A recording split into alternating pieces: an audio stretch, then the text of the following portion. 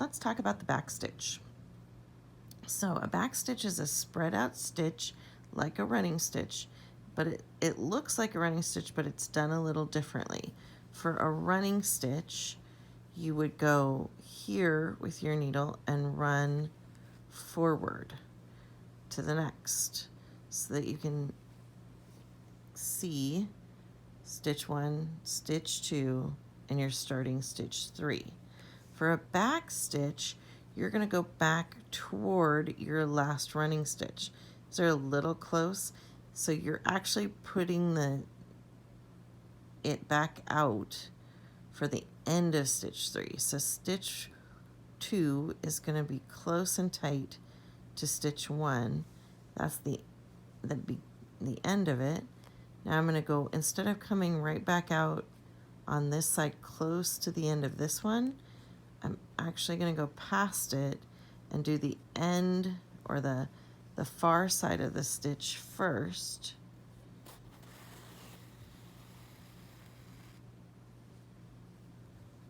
That was a little tiny stitch. So now I'm set up better. Here's my last stitch. These aren't obviously even. My last stitch, this is the end of my next stitch,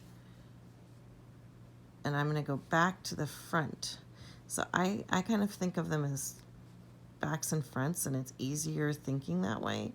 So if you think about how the thread is moving, I am putting a loop of thread in, a loop of thread in, a loop of thread in. So it's a much stronger than in and out, in and out, in and out.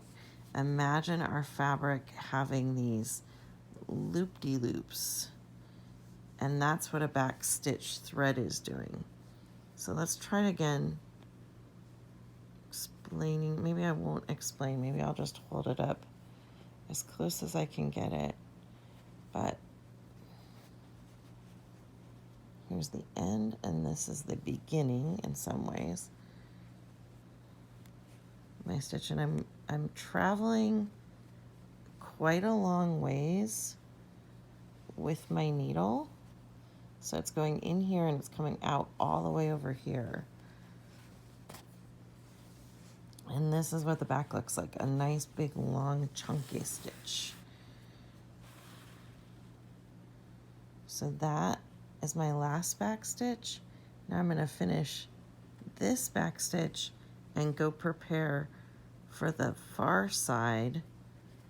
Maybe it's far and near is easier to think about. So the far side of the stitch, here's the near side of the stitch ending, and I'm going to the next far side of the stitch using quite a bit of length on the back of the fabric.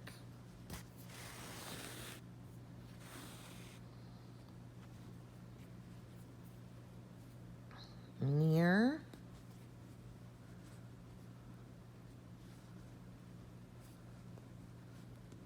too far.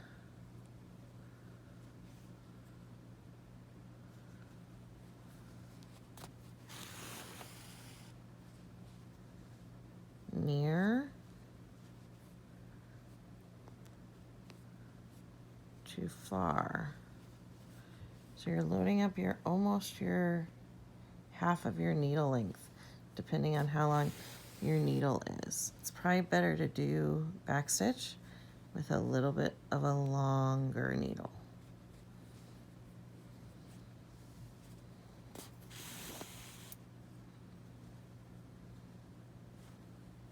So that is back stitch. Now if I'm going to switch directions and back stitch this direction, I'm going to carry it over from near to near, because then I'll go back loop and back over. So near to near, you're pretty much trying to go even. You'll finish that back stitch pops. Now I'm going to turn my material and go back into the now near, because that was actually the far. Now near side to the far side.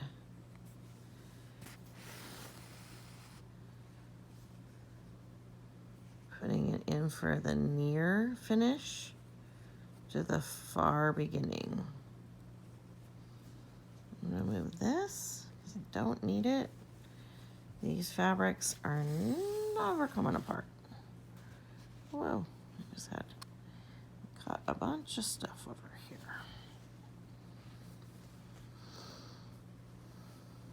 Near to far.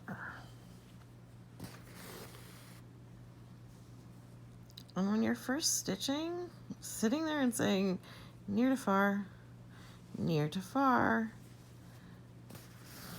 helps, because your brain often thinks back stitch and then I'm going to come out right on the other side of it. That'd be near to near. Then you'd have to do a running stitch to get back on your back stitch. So if you want to do a full back stitch, this is what it looks like on the front. This is what it looks like on the back. It is a very strong stitch. Incredible. Like if you needed to make a cut in this fabric, this would give it such tightness on either side. Not quite buttonhole, but very, very close. So that's the back stitch.